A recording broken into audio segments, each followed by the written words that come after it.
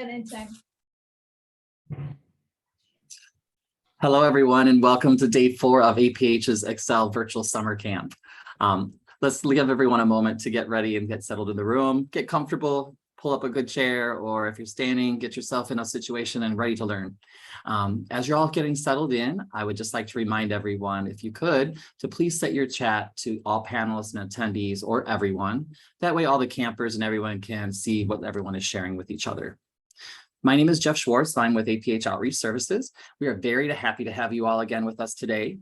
This week, our camp theme is Crime Scene Investigation Camp for grades 8 through 12. This is our target group, but anyone is allowed to join in on the learning, so we're happy to have you all here. At this time, I'd like to welcome our teachers, or our detectives for the week, Detective Kathy and Detective Kaylee. I'm going to go ahead and turn it over to you all for the learning. Thanks. Hi, everybody. It's Detective Kaylee, and I'm really excited to be here for day 4 of our CSI camp. I'm going to pass it over to Detective Kathy for introductions. Hello, detectives. I'm so excited that you guys are here today. And I want to take just a moment. I'm moving my cool little black background and hopefully turning her the right direction. I want to introduce you to my skeleton. Her name is Zhengyi Sao. I will be putting that in the chat so you know.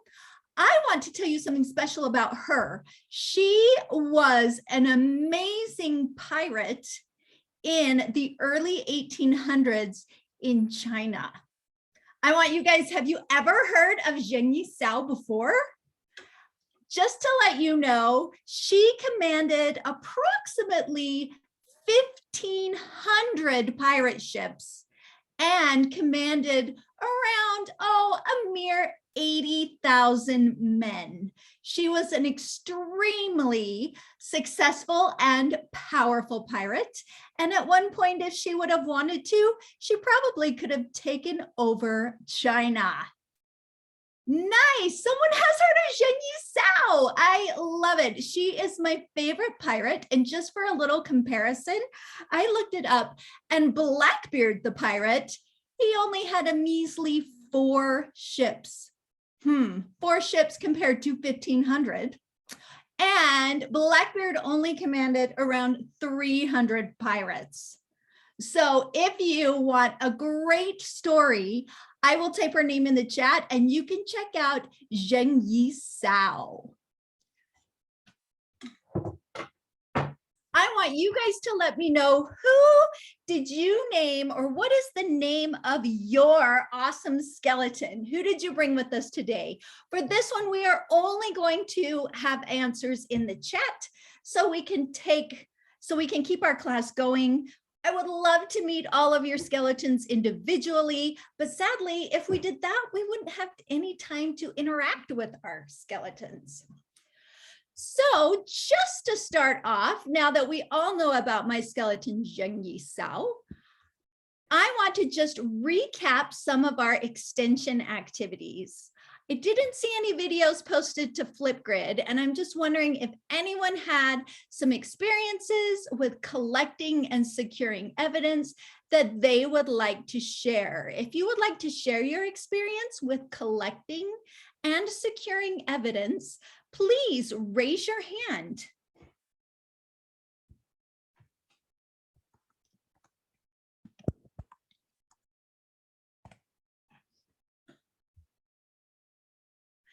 While you guys are thinking for that and we're looking for hands, I can see Mia has named her skeleton Scarlet, and Justin has skeleton Jenny. And Lilith has Alberta. Oh, I love these names. They are fantastic. Isabel has named hers Bony Bob. I love me some great alliteration there. And ooh, Tyler has Dark Sea. All right, I am not seeing any hands, Detective Kaylee, to see if we have anything to share for our extension activities, and that's totally fine. I'm going to turn the rest of this time over right now to Detective Kaylee so she can kick us off with our learning objectives and start our instruction for today.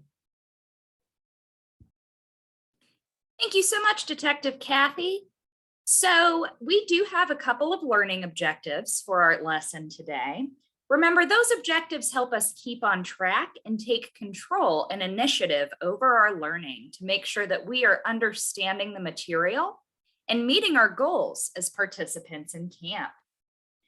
So our learning objective for today is that we're going to be able to study and interpret evidence as part of our crime scene investigation. So we've talked a lot about what we do to introduce ourselves to evidence, collect our evidence, and otherwise send our evidence to where it needs to go. But today we are going to actually interpret that evidence. Another way of framing that objective is to use our senses. There's that sensory efficiency again, to observe and record or study specific evidence markers of bones. And we want to interpret that data to draw conclusions and answer questions about an unknown event. So just to recap very quickly, we had 7 steps of crime scene investigation. Our first step was to secure the crime scene. We then wanted to separate the witnesses, scan our crime scene, see and photograph the crime scene, sketch the crime scene, search the crime scene. And what was our step yesterday? If somebody could drop that in the chat, what was step number 7 for crime scene investigation? As everybody takes a moment to drop step number 7 of crime scene investigation into the chat. Oh, we had somebody say secure the evidence. Excellent. We want to secure, yes, Timothy, you are muted. We want to secure and collect that evidence. The reason that we reviewed the steps before reviewing how to use our evidence and anything that we might collect during a crime scene is because we're releasing that cognitive responsibility. The first 3 days of camp focused mostly on the overview, and these next 2 days are going to focus on the application of those steps in order to become the best investigators that we can be. So one piece of evidence that we might find that needs collected and studied is bones. There are several types of crime scenes that may involve bones, but most commonly people think of murders. Some other examples, however, could be natural disasters where bones have been left behind and investigators need to figure out what exactly happened. Bones can also help us answer questions about who somebody might have been before they became our evidence. So we are going to be using today one of our APH materials, the Touch, Label, and Learn skeleton, as well as the poster that accompanies the skeleton. I have my skeleton, Ferdinand Magellan, named after a very famous explorer, on my other account, Kaylee phone. Is it possible? Yes, to pin Ferdinand Magellan. We're going to be talking about specific bone names first, and then we're going to talk about how we can identify where they are located on our body. So if you want to grab your skeleton, you're welcome to follow along tactilely, or you can follow along visually as I talk about some of the main components. Starting from the top of the skeleton, or the upper body, we have our mandible, which is a fancy name for the jaw. Fun fact, only your bottom jawbone moves. Your bottom jawbone is the one that's connected via joints on your mouth. And the top part always stays where it is at because that is connected to your skull.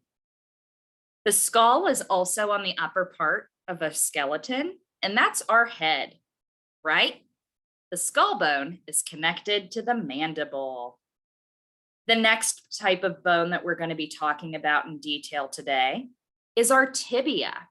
Our tibia is located on our leg, and it is our lower shin bone.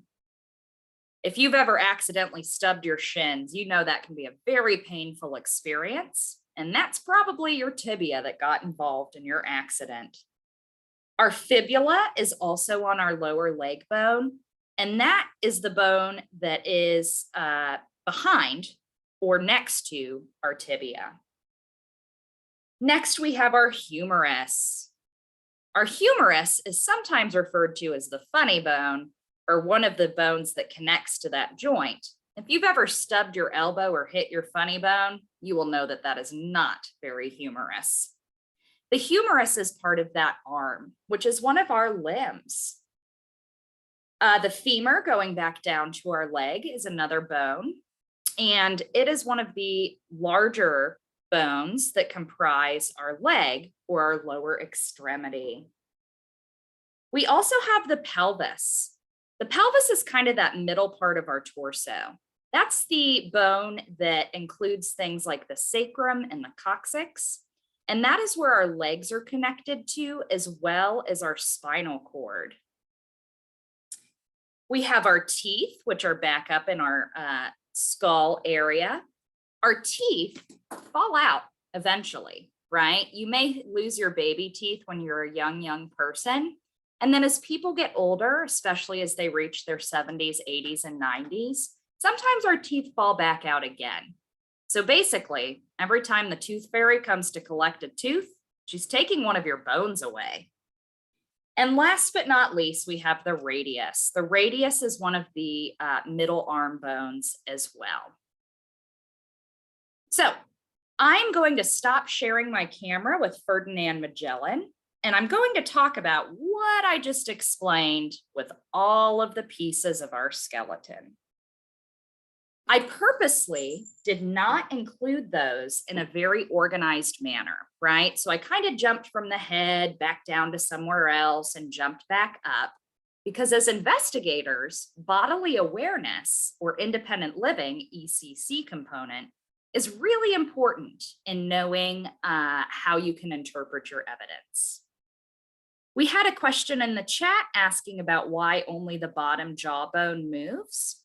And that's because, as Detective Kathy answered, chewing would not be as effective if we didn't have any force or any stable part of our jaws in order for our teeth and our jaws to move up and down. It is important to brush our teeth. Thank you so much, Zachary, for dropping that in the chat.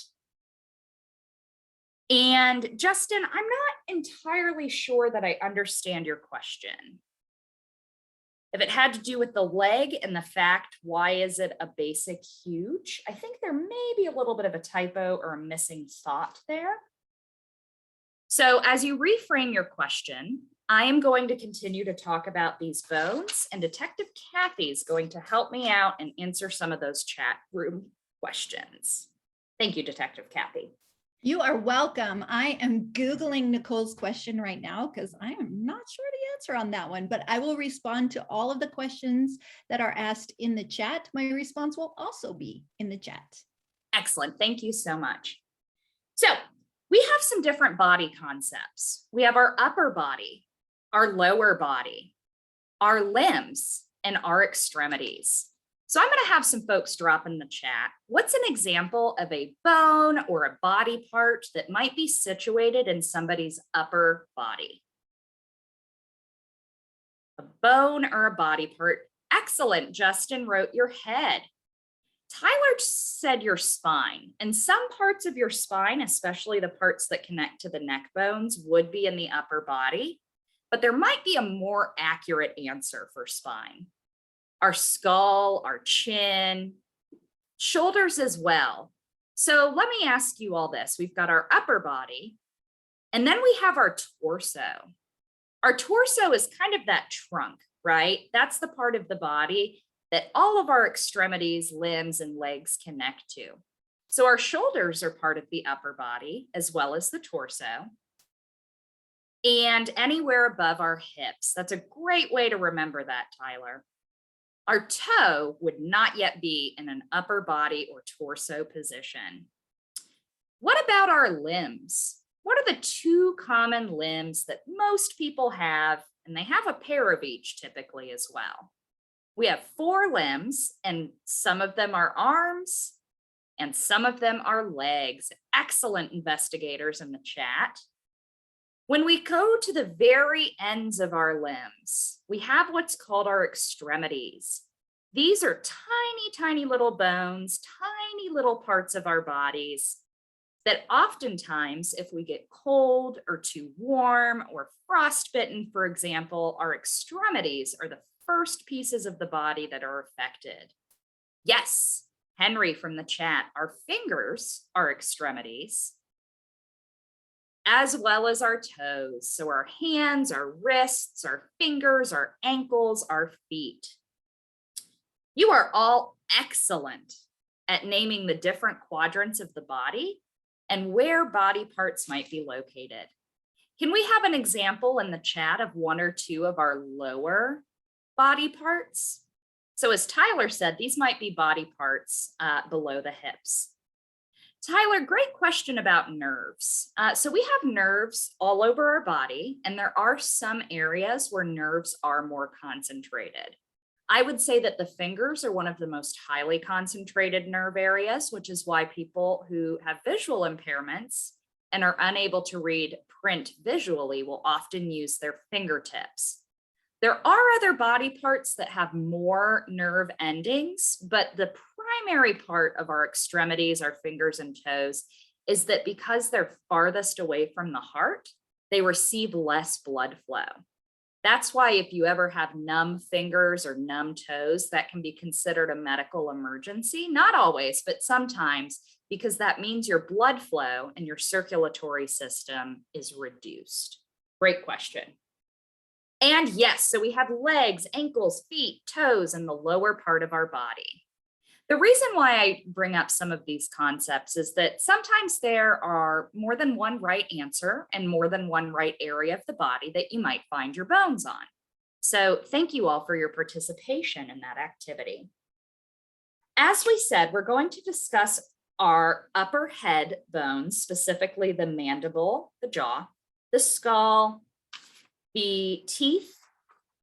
We're also going to be talking about our leg bones, the tibia, fibula, and femur, our arm bones, which include the radius and the humerus, and our pelvis, which is that middle part. So before I pass it over to Detective Kathy, I do want to make one more point when we're talking about bones and evidence and studying and how we can use our bones to answer questions. We may use the word sex throughout the lesson. And when we use that word, we're talking about a biological sex. Typically, people are either assigned male at birth or assigned female at birth by their doctors. This is based strictly on their biology and their body parts. But there's actually over 40 ways to be intersex, which means that people may have body parts or hormones of both types of sexes. So when we use the word sex, we're doing that because that is the biological scientific term. If we use gender, that sometimes doesn't always match somebody's physical body aspects. So that's why we use the word sex, like the scientists instead. And with that, I'm going to pass it over to Detective Kathy. Thank you so much, Detective Kaylee. I am so excited that we have been talking about all of the bones in our body, and especially our jaw and our head and all of these bones in our bodies. But I want you to know that if we are investigating, and now comes the part that you've all been waiting for, we have found a dead body. We have found remains of a human that was a victim of a horrible crime. And like Detective Kaylee said early on, these bones can talk. These bones can tell the story of the human that they belong to. So there's some important markers that investigators can look at to gain information from all of our wonderful bones. So we can use information from our bones to determine the biological sex of the human that these bones belong to. We can use these bones to give us a clue so we can figure out a rough age that this person was when at the time of their untimely demise. We can use these bones to get a clue as to the height of the individual. And we can use these bones to get a feel for the person's ancestry or their race. So first I want to jump in and look at what are some of the differences, and maybe, well, what are some of the differences that we can look at with these bones to determine whether it is a biological male or a biological female. For most of the bones, if it is a biological male, they're bigger. Not every bone, but most of the bones are bigger. So for the male, if we're looking at their mandible, and I'm going to bring Jinyi Sao over, male mandibles will be larger. And if you feel, the mandible comes down from the ear, and then it makes kind of a right turn or a 90-degree turn and goes along the bottom of the jaw. If that bone is male, it will be pretty squared and pronounced. But if that bone is female, it's going to be more rounded and it's going to have a smoother jawline. Also, we can look at the skull to see if it's a male or female. The male skull will have a larger frontal bone, and the frontal bone, I believe, is basically our forehead, the bone right here in the front. Females is smaller. Males will have a larger temporal bone, and they will have a larger occipital bone. And I'm struggling to remember where the temporal bone is, Detective Kaylee. Can you help me out with that one? Yeah, great question. So the frontal is the front, the occipital is the back, and then the temporal is kind of that area around our temples, right? Oh, that yes. plate that fuses. Correct. Thank you so much. Thank you so much. So for all of those bones, if it's a biological male, they will be larger than they are on a biological female. Also, the brow is shorter, and our brow is right along here above our eyes, which is easy to remember because that's also where our eyebrows are. All right, so far when we've looked at the head, I want to know, are there any bones on the male upper body, that skull part, that are smaller than on a female? You can give me a Y or an N in the chat.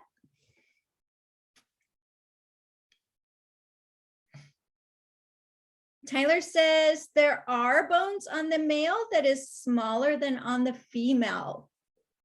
Oh, Tyler meant no. Tyler said, no, there are no bones on the biological male. And he is correct. When it comes to the skull, a biological male skull is going to be larger than a biological female skull. All right, we are going to look down a little farther into the bodies, and we are looking at some of these other bones on our arms and on our legs. So a biological male will have longer, long bones, and our long bones are our tibia, our fibula, our humerus, and our femur. So basically, all the long bones in our extremities, in our arms and our legs. If it's male, it's going to be longer than on a female. And just in general, the female bones are going to be smaller in size all the way around. So I'm taking that to be like the circumference of these bones is going to be smaller. Now we're going to move into the pelvis, and the pelvis is where we're really going to be seeing some differences. So in a biological male, the sacrum, which is this triangle shaped bone at the base of our vertebra, in a male, it's going to be narrow and it's going to be long. But in a female, it's going to be shorter, and it's going to be wider. So interesting. Here's the first instance where we've had that bone could be a little bit larger in the female body. There's going to be a pubic arch in a male that is less than 90 degrees. But in the female, that arch is going to be wider than 90 degrees. And then the final point in the pelvis is in the biological male, they're going to have a smaller pelvic inlet. So on I believe that's going to be that part where the pole goes in to hold our skeleton up. In the male, it's going to be more circular or heart-shaped. And in the female, it's going to be larger, more oval. That inlet's going to be larger and more oval. So here's my question as we're thinking. Why do we think there are these differences in the pelvic bone between biological males and biological females? And this may take, and while you're thinking about that, I'm just going to review. In the males, it's a narrower pelvis. The pubic arch is less, and the pelvic inlet is smaller. So we're talking about sex organs, and I think that plays a big part of it. We have to think that typically, perfect. We have to think about typically which biological sex gives birth to the young. Give me an answer.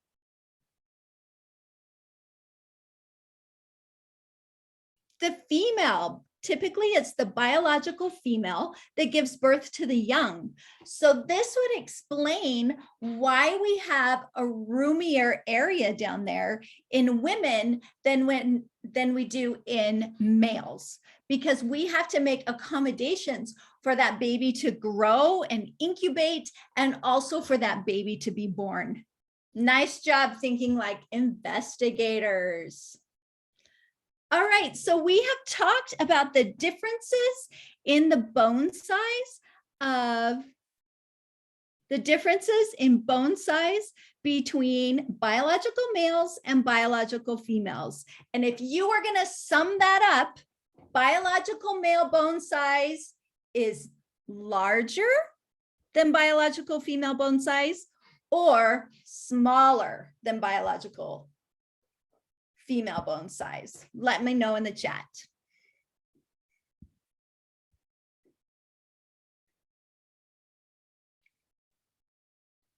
Male is larger and female is smaller and wider. I love it. Nice job. Here's a great question. Why are the finger bones spread out more than our toe bones? Let's think about how we use our hands and how we use our feet. Let's think like an investigator here and see if we can come up with the answer. Why would our fingers be spread out more than our toes? Nicole has raised a hand. You can go ahead and unmute, Nicole.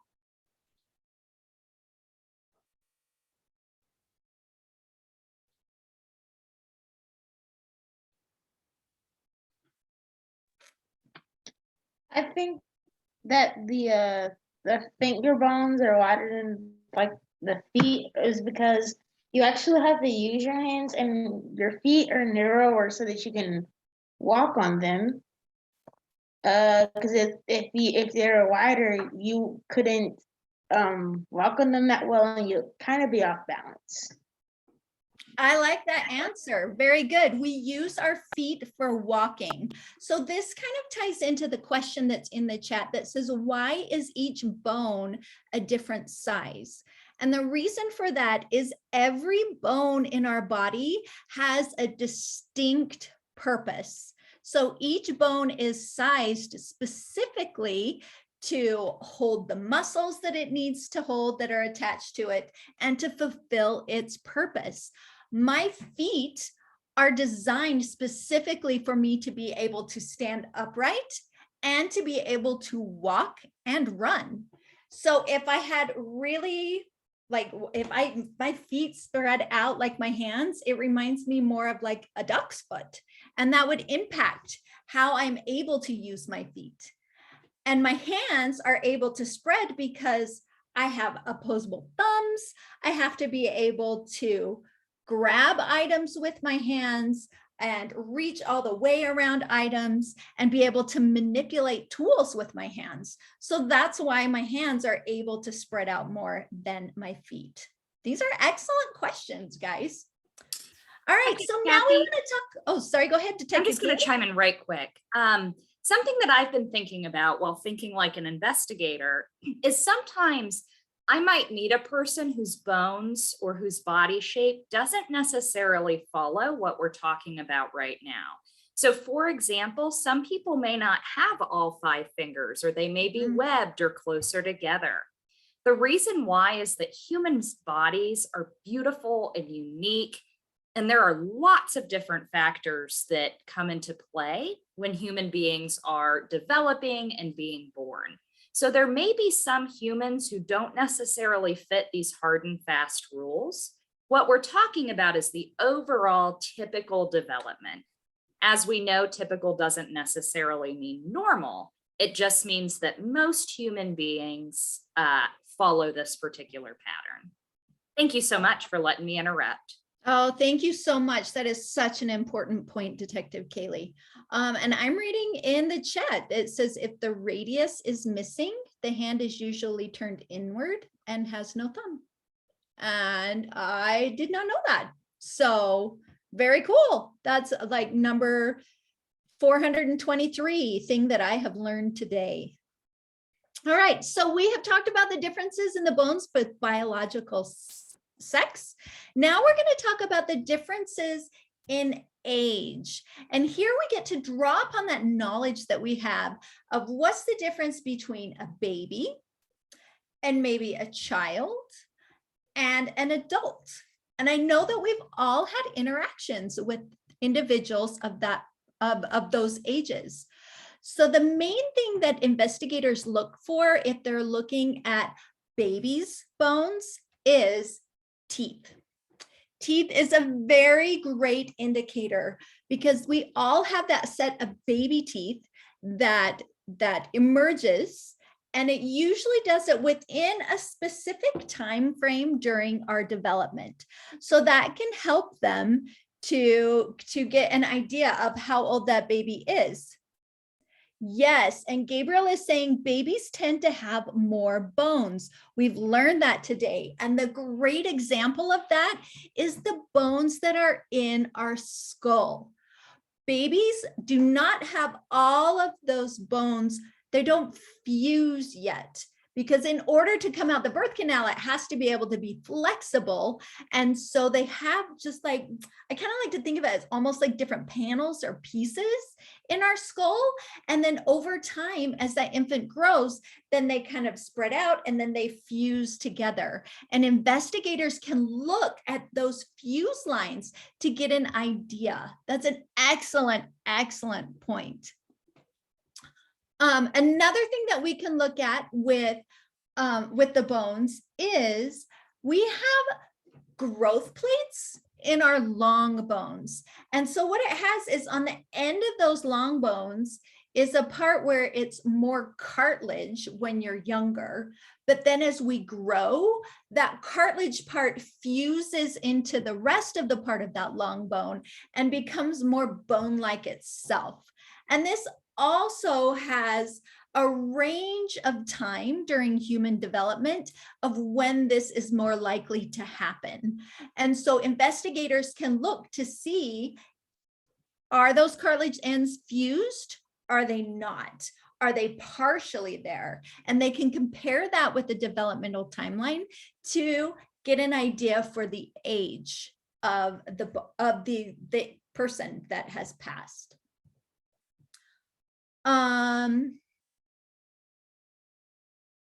I'm just checking my notes real quick. Another thing that we can look at is as we get older, our bodies get kind of worn from all of the use that we have gone through. So some of our spines and our joints will kind of degenerate or lose, they kind of start to break down actually. So they can look for cues like that to see. And again, there's a specific timeline for when this will most likely happen. And one more quick check. And maybe I'm going to toss this one over. Detective Kaylee, are you aware of pelvic symphysis? Yes, so that's just essentially another part of our body where our bones are going to start fusing and developing in a more mature manner, right? So that's oftentimes if we think about how sometimes people's hips might get wider as they go through puberty and starting to develop more thoroughly to prepare for the different actions that are involved in childbirth. Perfect. Thank you. I don't know why I had a brain cramp on that one, but my brain just cramped on that. All right. So we've talked about different ways that we can determine a skeleton's biological sex. We've talked about ways that we can look at these bones and get an idea for the age of this human. There's also a way that we can look and examine the bones to determine the individual's ancestry or their race. And there's a few things that they really look at, and all of these are in our skulls. So nose shape is very important to look at. So if you are from European descent, oh, go ahead, Detective Kaylee. Did we talk about degeneration of the spine and the joints? Maybe a little bit, but if you have some more to add, that would be great. I just wanted to do just very quickly, thinking like an investigator, ECC concept development. If you ever hear an older adult in your life, maybe your grandmother or your auntie or somebody from a community organization saying that their knees hurt when it rains or that the bones don't work like they used to anymore, those are examples of over time, over many years of using our different bones and body parts, they actually can start to degenerate or develop arthritis or lose some of the pieces and the mobility and fluidity that we oftentimes enjoy as young people. That's all. Oh my goodness, I can thank you so much for bringing that up because I can attest to that. My knees now pop and crack when I go up and down stairs. They didn't used to do that, but now they do. And I believe that is a sign of my body maybe starting to degenerate a little bit when it comes to my knees. Very good. Thank you, Detective Kaylee. All right, we are going to hop right back into determining the race of our bones. And we were going to look at 3 specific areas in our skull. The first is nose shape. And the 3 ethnicities that we are looking at is European race, African race, or Asian Native American race. So the nose shape of European descent is long and narrow, and it has a high bridge on their nose. And that bridge on your nose is just kind of that part that comes straight down. You can see a little bit of it on our skeleton, but we don't get to see all of the nose on our skeleton because much of our nose is made of cartilage that would decay much faster than our bones would decay. But we can see that between our eye sockets, there's that little bridge of bone before the opening for the nose. So in European ancestry, it's going to be long and high. In African ancestry, it's going to be short and wide with a low bridge. And in Asian and African American ancestry, it's going to be medium-sized and a medium bridge. So that's going to look a little bit different, and it will cause like the connection of the cartilage to form differently as the body is forming. Another thing that we can look at is our teeth shape.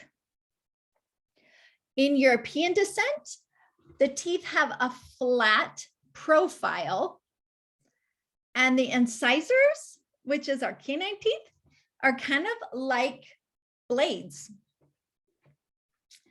For African descent, the teeth have a flat profile and also blade incisors. But for Asian and Native American descent, the inner surface of the teeth are scooped or curved, which is really interesting.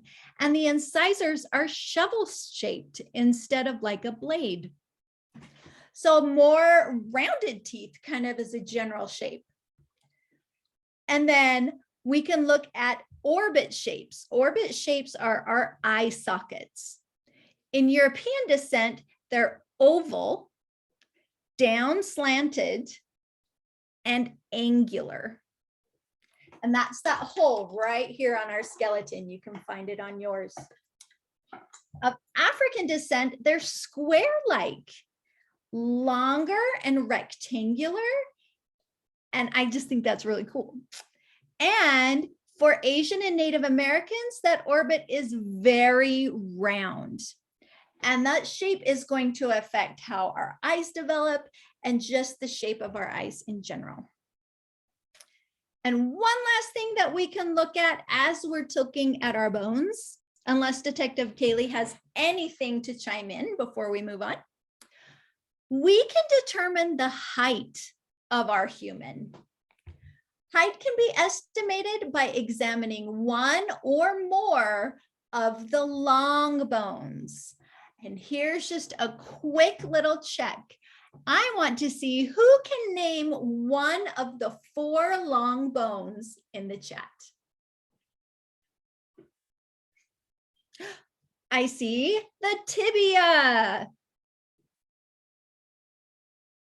I have another tibia. Which extremity is my tibia located on? I can see a humerus. I see a femur.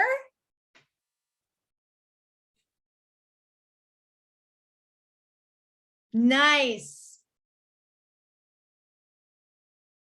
We are doing fantastic. We have a tibia, a fibula, a humerus, and a femur.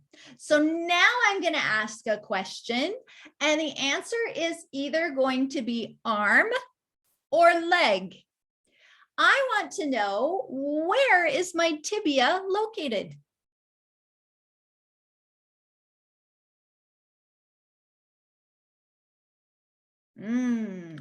Wow, we have a tie right here. Oh, our tie was just broken. Nice. Our tibia is located in our leg. Well done, you guys.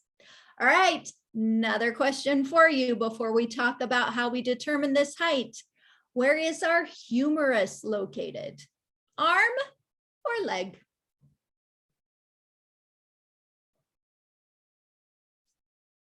Oh my goodness, it is all a resounding arm, arm, arm, arm, arm. Well done, detectives. What about our fibula?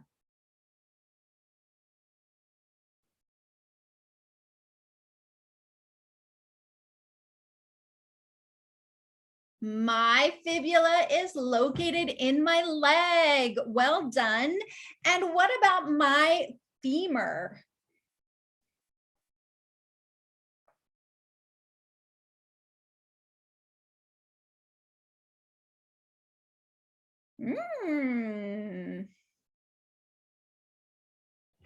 All right, I'm going to pull out Jingyi Sao again, and I'm going to show you on Jingyi Sao where her femur is. Her femur is that bone that connects right at her hip, and it goes straight down to her knee. And it is one bone. So your upper leg is all supported by one big bone. And I can tell you, I have a friend that fell and broke that bone, and that was an incredibly painful injury. So we want to protect our femurs as much as we can. All right, nice job with our long bone review, you guys. So now we're gonna look, if we want to determine the height of that individual, it's gonna be really helpful to have one of these long bones, because my femur makes up a lot of my height. That's a good portion of my body. And then if I go ahead and I add my tibia and my fibula to that, I almost have the entire length of my leg without my foot. Same thing can be said about our humerus and our radius and our ulna. These are our bones in our arms. And if I know the length of my arms and my legs, I can really use some math to calculate how tall that person would be. And I think tomorrow when we meet, we're actually going to introduce the calculations and the equations that we would use to figure that out. So spoiler alert, we can do some math tomorrow. Won't that be fun? Men and women have different proportions of long bones to their total height. So there's different formulas that we will use. So there's our little spoiler alert for that. We have talked about how our bones can tell us different things about the biological sex of that individual, the age of that individual, their ancestry and race, and also their heights. And another spoiler alert, we can use all of these attributes to perform facial reconstruction on our skeletons to see what we think that individual would have looked like. So I'm going to turn the time over to Detective Kaylee, and she's going to wrap us up a little bit, and we'll go from there. Thank you so much, Detective Kathy. That was a lot of information, and I think that I definitely learned some new things today, and I hope that my fellow investigators learned some new pieces of information. So remember that we were talking about bones and the analysis and study of bones, specifically because bones are a piece of evidence from a crime scene sometimes that can be interpreted. We learned about the steps of investigating a crime scene, and now we're learning more about how we can take our evidence, take what we've discovered to draw conclusions and make inferences. One thing that I do want to make note of, somebody in the chat mentioned, and I thought it was a good observation, is that sometimes when we are drawing our conclusions or making our inferences, two things can happen. One, we may not have a complete skeleton or a complete example of all of the evidence laid in front of us. And oftentimes investigators have to put pieces together and use what they have to try and develop accurate answers. Which leads me to number two, the second observation that one of your fellow investigators put into the chat. Sometimes you can still be wrong, right?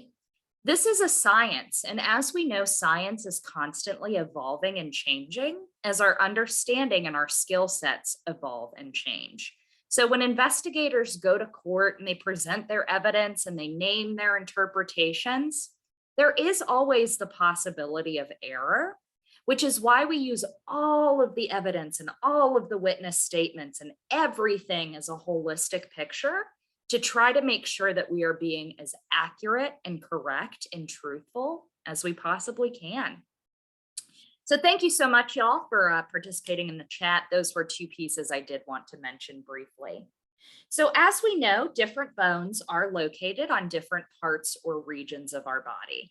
We've got our skull, our upper body, the torso, the lower body, And then we have our limbs and our extremities. We are oftentimes placing bones within those various locations just to develop a better understanding of how the human body is put together and how it operates as one unit to allow us to go through our lives. The size, condition, and development of bones help us to determine what a person may have looked like and some of the attributes about a person when they were alive. As Detective Kathy mentioned, sometimes bones may degenerate quickly. Sometimes they may be damaged, or sometimes, especially, they could be damaged by the elements, right? If somebody's skeleton ends up in a body of water, for example, sometimes the ocean itself can wear away at our bones and take some of that evidence with it. So we always want to try to use as many pieces of the puzzle as possible when we're analyzing bones to determine who a person was and what they may have looked like, how old they were, as well as what their ethnicity may have been. We specifically talked about several different bones. Y'all, when humans are born, they have 300 bones in their body. As a person grows and develops into an adult, the bones fuse. Sometimes you lose your baby teeth and you end up with 206 bones. We did not cover all 206 bones today because there's no way we would bore you by the end of our 8-hour lesson. So we only covered a couple of bones, the most important bones that are used as we try to answer questions about crimes, especially. So we talked about our long bones, the tibia, fibula, humerus, and femur. Those are the leg and arm bones. We talked about our pelvis, which is the most accurate in determining differences of biological sex. And then we talked about the skull. The radius was also mentioned, and our teeth and our jaws, our mandibles, are able to tell us more information about who a person may have been. The teeth as well can be used to determine age. And that is pretty much our summary of the activity. We also use the skull with the orbit shapes to determine ancestry as well as race. So remember, our objective today was we wanted to study specific evidence markers of bones to interpret that data and draw conclusions. So thank you so much for hanging in there with our study of bones with me. Detective Kathy, did we want to do any checks for understanding and or talk about the extension activity and just what the prompt was maybe for folks who didn't participate or were unable to participate in the flip? You're on mute, Detective Kathy. All right, for our extension activity today, we are going to have some fun with our products that we got from APH. You get to get your skeleton out. So Jingyi, Sao, and I are going to be hanging out this afternoon for our extension activity. And then we also get to use our amazing poster right here. So if you notice, and I don't know if I can get quite close enough to see, but there's spots that are little circles that are numbered circles that we can put the Velcro on, and they can go on our poster. Then on the right-hand side of our poster, we have these numbers, and then we also have these rectangular pieces of Velcro. So you can quiz yourself and learn by taking these wonderful name labels of all of our bones and placing them next to the appropriate number. You also had an answer key that came with it, so you can use that to check. I would recommend starting with my numbers going straight down 1 through 21 to start with for the first few times. And then if you feel like you're getting really good at it, you can ask a family member to place these number circles in any order that they feel like, and then you can identify what bone is next to that. So I would love to see videos of that on Flip if you would like. Another extension activity that you can choose to do is you can join our flip and you can create a video that teaches people the different regions of our body and what bones are in that region. And if you want to do a little bit more research on your own, there's plenty of time for that, and you are more than welcome to do it. And then the last thing you can do if you want to is you could create a video on flip that explains what clues you can look for in our bones to help determine biological sex, age, height, race, or ethnicity. So there's a lot we can do on flip. And if you don't have access to flip, that's totally fine. You can do these activities with anybody that you live with. It would be fantastic. Thank you so much, Detective Kathy. So as we wrap up, we will have our lesson tomorrow, and then very sadly, it will be time to say goodbye to Crime Scene Investigation Camp, which breaks my poor little heart in two. But we will be sending out a final notes sheet at the end of camp that has all of this information in an electronic written format. We know that you can access the videos. You've been receiving the links in your email to go back and watch the videos, which is great for those auditory processors. But sometimes, if you're like me, you like to have a hard copy or a braille or print or electronic, or, using a printer and creating a real physical paper copy of the notes so that you can have them to refer to at a later time. Please make sure that you are choosing the option that is best for you.